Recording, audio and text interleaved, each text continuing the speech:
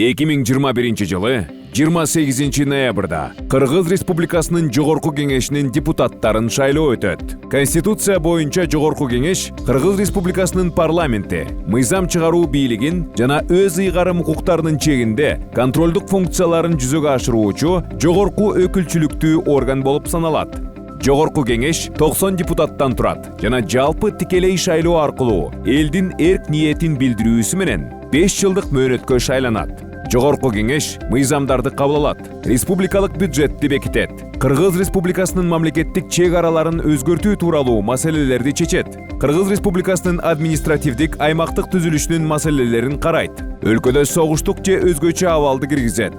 Кыргыз Республикасынын куралдуу күчтөрүн анын чектеринен тышкары жерлерде пайдалануунун мүмкүнчүлүгү жөнүндө маселени чечет. Министрлер кабинетинин төрагасын, анын орун басарларын жана министрлер кабинетинин мүчөлөрүн дайындоого макулдук берет. Конституциялык соттун жана жогорку соттун судьяларын шайлайт жана аларды кызмат ордунан бошотот.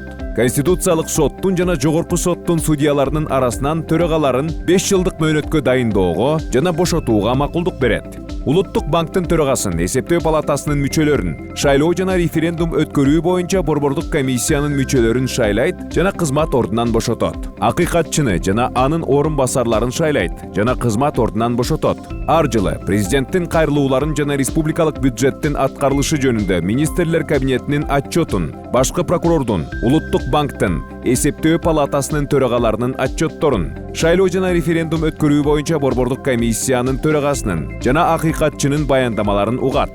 Президенттик шайлоону дайындайт.